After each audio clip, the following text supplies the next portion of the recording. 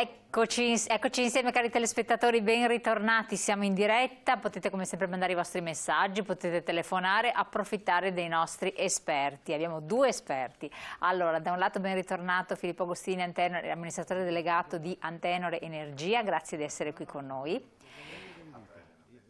Allora, ben ritornato dopo un po' di tempo che non ci vedevamo, mascherato non lo riconoscete, ma è sempre lui, Walter Rigobon, ben ritornato, responsabile nazionale settore energia dell'Adi Consum. Grazie anche a lei.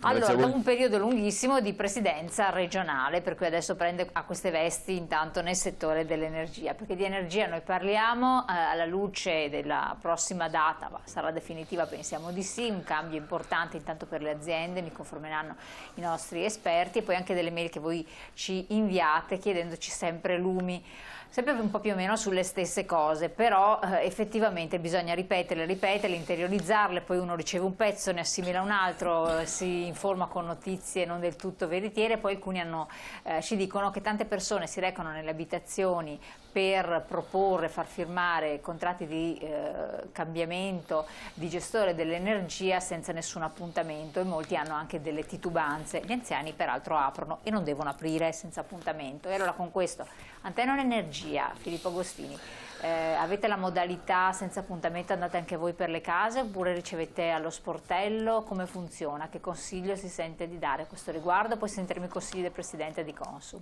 Noi per quanto possibile siamo molto attenti alla qualità commerciale delle nostre controparti commerciali, e pur avendo 6 venditori a busta paga, diciamo dipendenti, abbiamo circa una cinquantina di collaborazioni commerciali in tutta Italia.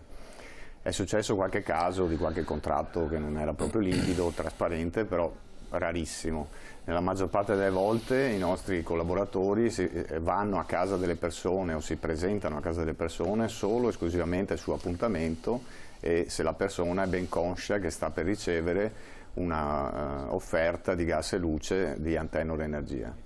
Quindi qualsiasi nostra collaborazione commerciale che utilizzi sistemi diversi tipo teleselling, che sono le classiche telefonate in cui spingono a far fare il contratto senza essere molto trasparenti, oppure il porta a porta, noi lo evitiamo accuratamente. E avete sempre raccomandato, fate attenzione, perché è bene insomma avere un appuntamento, una prenotazione, recarsi presso gli sportelli per fare delle comparazioni. Certo, l'importante all'inizio è farsi fare una consulenza sul trattamento attuale, cioè una persona è già abbonata con una società di vendita che chiede informazioni su prezzi e cosa verrà applicato in fase successiva. Quindi tutte le persone che suonano a campanello, che molto spesso parlano di contatore e poi chiedono copia della bolletta, hanno sicuramente un obiettivo diverso, che è quello di fare il contratto, senza magari che le persone lo sappiano. E molto spesso le persone magari più avanti di età, con la paura che c'è un blackout sull'energia elettrica oppure il contatore del gas che perde, aprono la porta e mostrano i documenti. Ricordiamoci che nella bolletta ci sono tutti i dati anagrafici e tutti i dati sensibili per poter fare un contratto. Ah, e quindi è un documento che non andrebbe mostrato così? Non va mostrato se non a un consulente commerciale che si presenta come tale. Se si presenta come manutentore della rete oppure mandato da chissà chi per verificare i consumi, non ha bisogno di vedere la bolletta, può guardare benissimo il contatore se così è. Quindi per questo periodo un po' c'è un muoversi indiscriminato, vero Presidente, che voi segnalate? Cosa succede? Beh, ormai sono passati 20 anni, di più di 20 anni dalla liberalizzazione, una liberalizzazione fatta male, assolutamente ancora incompleta, mancano un bel po' di cose. Intanto con il gennaio del 1921 le piccole imprese saranno obbligatoriamente tenute al passaggio al mercato libero dal mercato tutelato. 2021? Sì, gennaio 2021, quindi dopodomani, diciamo, no? E viceversa i consumer, 1° gennaio del 2022 mi pare, se non ricordo male. Però anche qua c'è da fare una precisazione, noi stiamo tentando di trovare una formula che eviti, come dire, una spianata dove cavalcano tutti, quelli seri e quelli non seri, e quindi bisogna trovare una formulazione che ci sia una verifica e un controllo soprattutto circa che cosa vuol dire la liberalizzazione per una famiglia, perché noi il nostro target principalmente sono le famiglie, gli artigiani e piccole imprese, insomma, no? Ma le famiglie sono quelle più esposte. Cioè, qual è il dubbio? Cosa vuol dire in modo che possa risponderle Filippo Agostini, perché io ovviamente non sono l'esperto in energia. Cosa vuol dire liberalizzazione per le famiglie? Qual è il dubbio che... Perché in questo momento sono ancora presenti due mercati, il mercato libero e il mercato di maggior tutela. Il mercato libero è quel mercato in cui il prezzo del prodotto ed esclusivamente del prodotto viene fatto dall'impresa. Il mercato tutelato invece il prezzo del prodotto viene fissato una volta ogni 3 mesi dall'autorità garante che si chiama ARERA. Questa è la fondamentale differenza che dura la bellezza. Adesso viene meno verrà meno, insomma, il mercato tutela, quindi uno sceglie il proprio...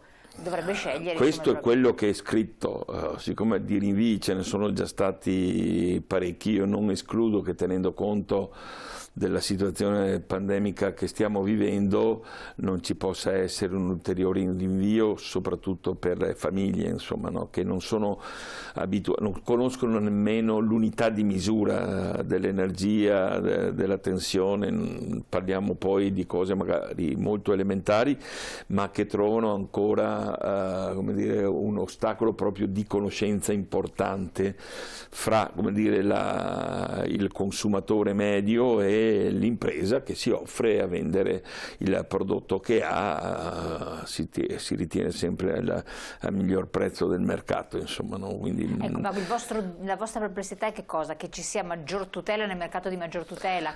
Che ci sia anche nel mercato libero delle garanzie di tutela per le categorie più deboli.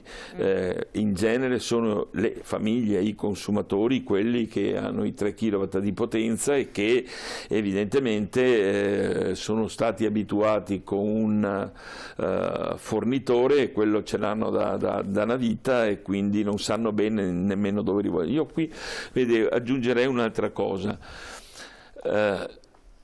Noi abbiamo denunciato una carenza di informazione clamorosa, sia da parte dell'istituzionale, quindi di ARERA, sia da parte delle imprese. Le imprese non hanno speso una lira di investimento per spiegare qual è la differenza tra il mercato libero e il mercato tutelato, come si accede al mercato libero, se si può ritornare al mercato tutelato quando si è al mercato libero. Non hanno, ma tutte, nessuna esclusa. No, Antenor Energia è 2-3 anni che sta, anche di più, 4.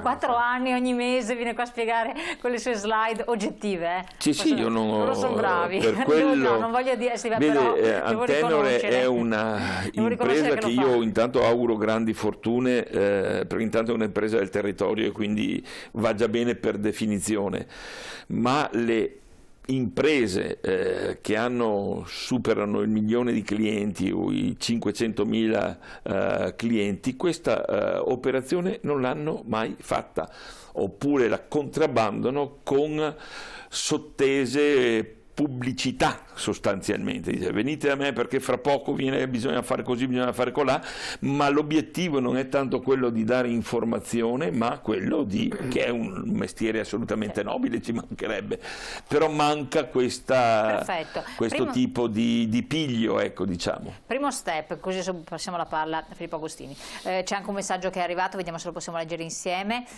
Aspettate un secondo che ce lo rimettono in onda. Comunque parlava di una persona che si è bersagliata da telefonate di persone che propongono nuovi contratti e non ne può più, ma così succede a tanti altri. Si può rimediare anche a questo. Sì, infatti adesso lo vediamo. Ogni giorno ricevo chiamate da perfetti sconosciuti che mi propongono contratti per la luce e il gas. Basta, non ne posso più. E questo succede a tante volte, soprattutto chi ha ancora la linea fissa, ma anche sul cellulare. Si iscrivesse al registro delle opposizioni. Esatto. Ecco, infatti adesso spieghiamo infatti che cosa è che può fare, dopo mi passo la parola ad Agostini. Si iscriva? Sì, c'è una fondazione che vieta di fatto telefonate non gradite e quindi vigila anche non è che funzioni da Dio, benissimo, però tenendo conto che l'iscrizione è gratuita, ci sono circa, mi dicono, 7-8 milioni di iscritti fra i cittadini italiani, è chiaro che bisogna anche questa modellarla alla bisogna, e non è ancora presente questa cosa, però ci si può iscrivere al registro delle opposizioni. Le telefonate diminuiscono per l'80%, l'abbiamo testato noi, sì, e quindi è abbastanza credibile come dato, perché ogni 7-8 mesi facciamo un po' di giri anche noi per capire se c'è un miglioramento dei rapporti commerciali. E questo è già buono, perché chiamano sempre delle ore inopportune. Allora, Filippo Agostini, garanzie di tutela, diceva il Presidente. E quindi ex-presidente, attuale responsabile, perfetto. Lascia perdere. E carenze di informazioni. Vabbè, informazioni voi le avete date a IOSA, continuate a darle. Sì, ma infatti è quello con la vostra policy, no? Infatti sono d'accordo con l'ex presidente, manca informazione. Diciamo che è giusto dire che le aziende devono informare il consumatore, ma è anche giusto dire che il consumatore si deve informare di quello che sta spendendo, perché molte persone che sono anche nel mercato tutela, un po' per pigrizia, un po' perché sono passati tanti anni, tanti decenni, non si sono mai informati realmente di quello che stanno pagando. Pochi sanno, per esempio dei consumatori nel mercato tutela, che l'energia elettrica, la tariffa dell'energia elettrica è nettamente aumentata nell'ultimo trimestre del 2020, non è ancora uscita il primo trimestre del 2021, quindi potrebbe essere plausibile che aumenti ancora. Sono persone che comunque un po' per pigrizia, un po' per abitudine, non hanno mai preso in mano la propria bolletta di gas e luce, che sono anche cifre importanti, e non si sono mai recati presso qualche società di vendita del mercato libero per farsi fare una consulenza, non il contratto, la consulenza. E quindi a vedere se uno è in grado di farti la consulenza oppure no, capisci se è serio o meno. Esatto, e poi si prende coscienza di come è composta la bolletta, che l'abbiamo spiegata 1000 volte, un 30% energia, un 30% di spacciamento, il resto di imposte, e fatto quello, una volta che si ha coscienza di quello che si sta comprando, si può scegliere anche in maniera più decisa il proprio fornitore. Quindi le persone, non si capisce perché, sono perfettamente a conoscenza che con 7,99 € hanno 50 giga a mese, mentre ne spendono 50-60 al mese energia elettrica e non sanno nemmeno perché. Chiaro, ma se non cambiassi gestore, cosa succede quando andremo ai mercati liberi? Abbiamo detto 3.000 volte, ripetiamo. È stato previsto un meccanismo automatico di passaggio a un gestore definito, che attraverso gare d'appalto, se non sbaglio, sotto certe caratteristiche. In questo caso, come sempre, i big, come le ha chiamati l'ex presidente, sono quelli che la fanno da padrone. E quindi finisce con uno dei tanti big. A un certo punto chi è una piccola media impresa o l'artigiano che non ha scelto il nuovo fornitore, a metà febbraio o a marzo, a seconda se mensile o bimestrale la fatturazione, riceverà la bolletta da un'altra società di vendita. Senza averla scelta. Senza averla scelta. Poi è libero comunque, non è irreversibile, sarà libero di scegliere qualcun altro. Forse quello sarà la spinta per cominciare a sondare il terreno. In mano la situazione. Presidente, io la chiamo Presidente finta perché per me in questo momento è sempre stata. Allora, Valtteri Rigobon,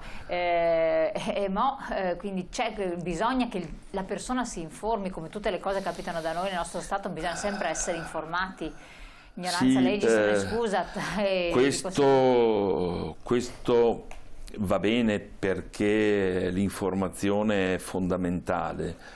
Noi prima del lockdown noi abbiamo fatto decine, centinaia di assemblee con centinaia di persone e abbiamo dato le informazioni che erano fondamentali per orientarsi intanto nel mercato energetico. Ma voi reputate che sia meglio quello garantito attuale oppure con il mercato libero? Perché voi una volta avete detto che è troppo rischioso il mercato libero. Continuiamo a mantenere questa opinione, ma resta ovviamente una opinione, se poi le norme sono quelle che sono. Perché? La motivazione è legata ad aspetti di qualità del servizio. I contenziosi che noi abbiamo li abbiamo per l'80% nel mercato libero e non nel mercato tutelato. E quindi anche questa è un'altra ragione.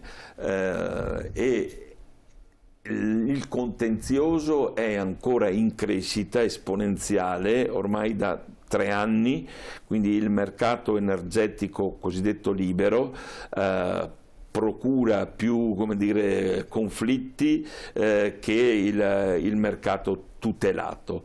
Relativi a che cosa sono i conflitti? Per 10.000 motivi, insomma, la fatturazione intanto, la precisione dei consumi che si utilizzano molto spesso nel mercato libero, cosa che è lecita ma non opportuna, come dire, i consumi stimati piuttosto che i consumi veri, perché o il distributore non riesce a comunicare al venditore l'esatta lettura o l'esatto consumo di quel misuratore e di quella famiglia o di quell'impresa, e quindi sono tenuti a fare una fatturazione sulla stima, che guarda caso è sempre superiore ai consumi reali per il 98% dei casi. Perfetto, siamo arrivati a questo punto.